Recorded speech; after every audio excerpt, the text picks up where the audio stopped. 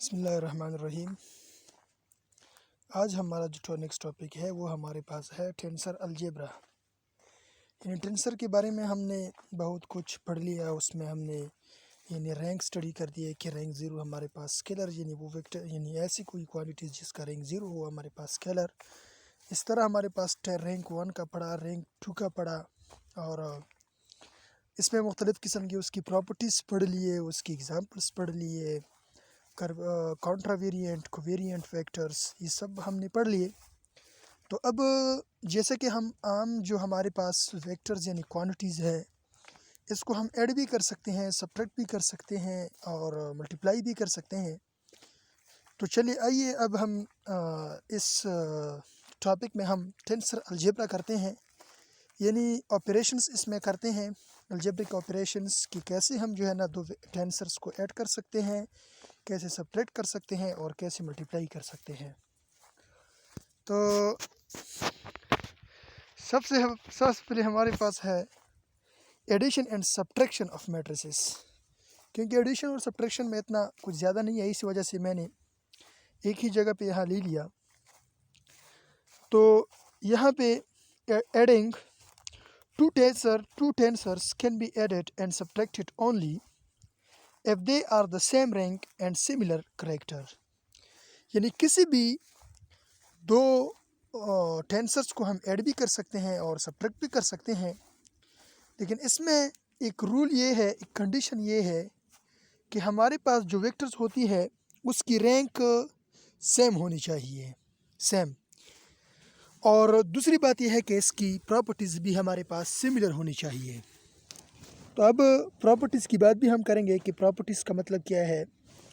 Properties में आम मतलब ये है कि मिसाल के तौर पर मेरे पास अगर कोई वेक्टर है, उसका एक कंपोनेंट है वो हमारे पास मिसाल के तौर पर आई जे है, यानी एक्स वाई प्लेन में है, और दूसरा मेरे पास एक वेक्टर है जिसका मिसाल के तौर पर उसका सिर्फ और सिर्फ जेड कंपोनेंट है। तो अगर हम इन दो वेक्टर्स को ऐड करेंगे तो ऐड होने की वजह से ये सिर्फ और सिर्फ एक थर्ड डायमेंशन सिर्फ ऐड होगा, बाकी आई और जे के कंपोनेंट्स में कोई चेंज नहीं आता। क्योंकि उसका जे कंपोनेंट यानी जे कंपोनेंट का जिसका मैंने वेक्टर टू लिया था उसका कोई कंपोनेंट है नहीं एक्स और वाई में, तो कैसे हम इसको ऐड करते हैं। तो ये हमारे पास है सिमिलर करेक्टर। जैसे कि आम ऑर्डिनरी मैथमेटिक्स में हम देखते हैं जिस vector A plus B is equal to C, यानी vector A plus vector B is equal to C. इस तरह अगर हम क्या कर लें, दो वेक्टर्स को माइनस सब्ट्रैक्ट कर दें तो सिर्फ और सिर्फ क्या उसका मैग्नीट्यूड भी चेंज होगा और उसका डायरेक्शन भी। तो यहाँ पे मिसाल के तो एग्जांपल मेरे पास दो टेंसर्स हैं। एक टेंसर मेरे पास ये है जिसका कॉन्ट्रावेरिएंट वेक्टर्स हमारे पास पी क्यू है, और एक कोवेरिएंट हमारे पास जो है वो हमारे पास आर है, और दूसरा मेरे पास एक वेक्टर बी है जिसका मेरे पास पी क्यू आर है।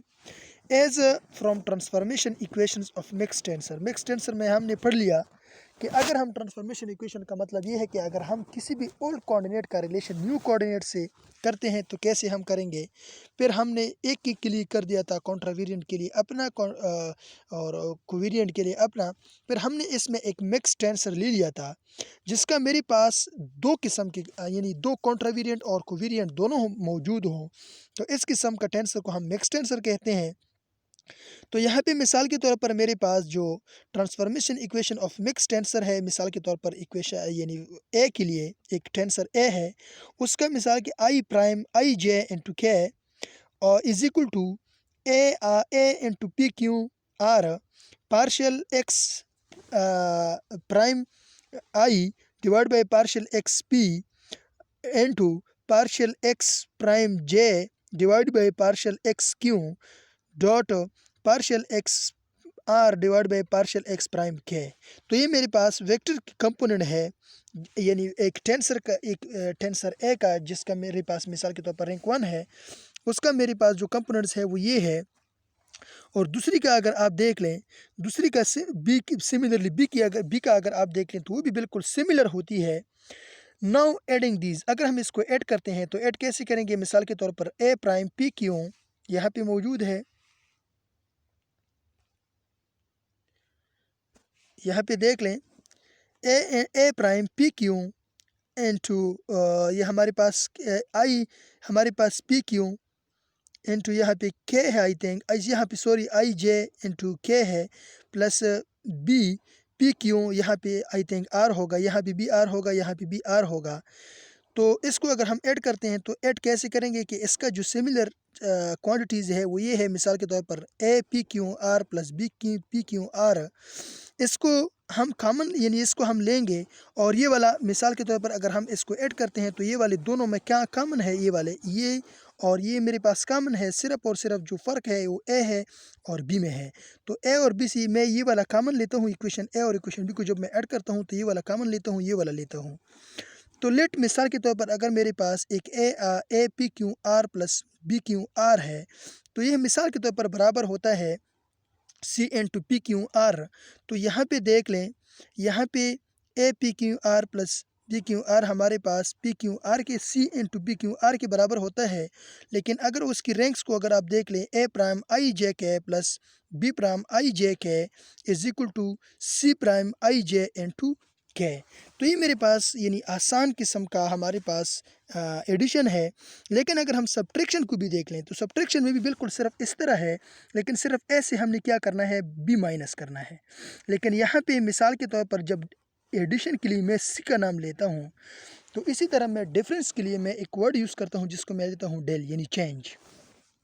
चेंज वो सिर्फ और सिर्फ डिफरेंस को जाहिर करता है। सिमिलरली यहाँ पे अगर आप देख लें,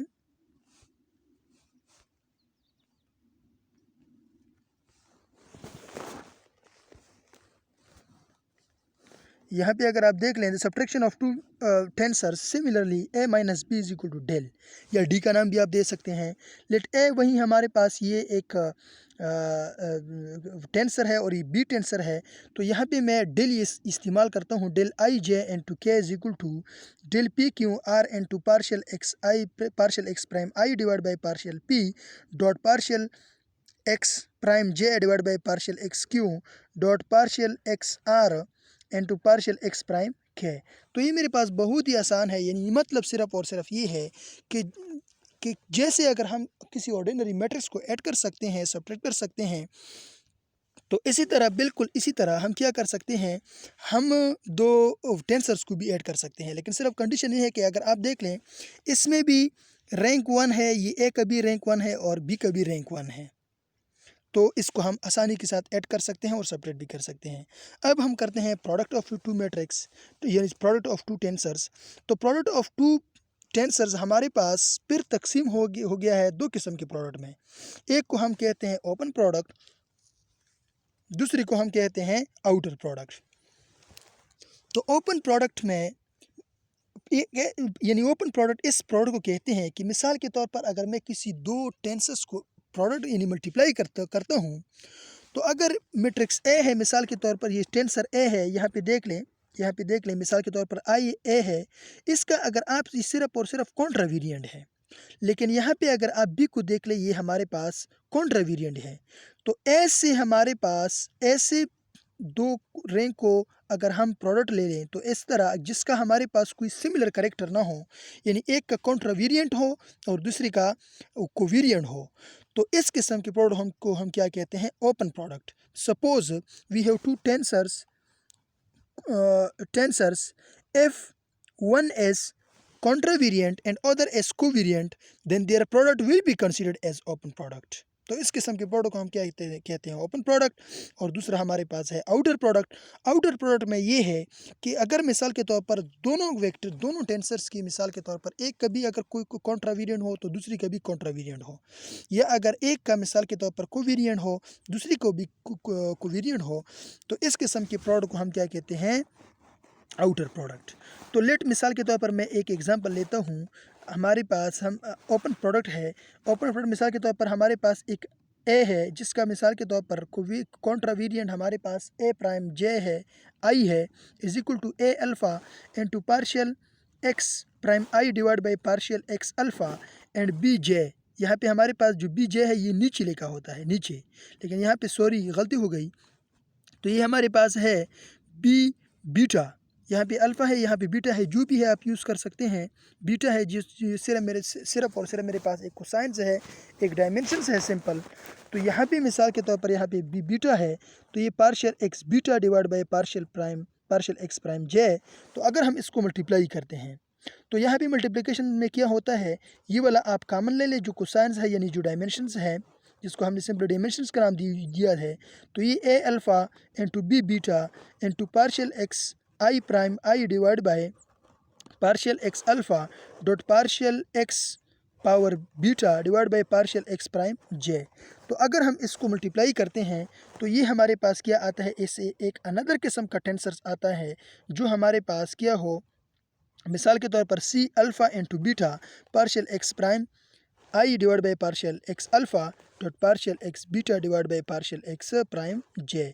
तो अगर आप यहाँ पे गौर कर लें, देख लें, यहाँ पे मिसाल के तौर पर ये एक रैंक 1 है, यानी रैंक 1 जिसको हमने सिंपली वेक्टर 2 का नाम दिया था, और ये भी मेरे पास एक वेक्टर 2 है, यानी वेक्टर एक अनदर किस्म का टेंसर है जिसका भी रैंक 1 है।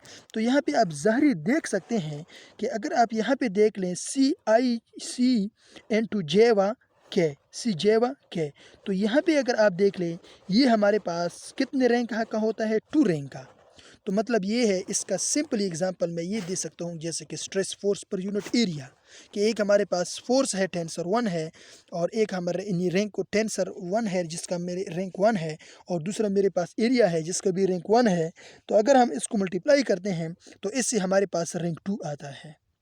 तो ये हमारे पास क्या हो गया, प्रोडक्ट ऑफ टेंसर। तो अगर किसी को कोई मसला हो तो मोस्ट वेलकम। Thank you.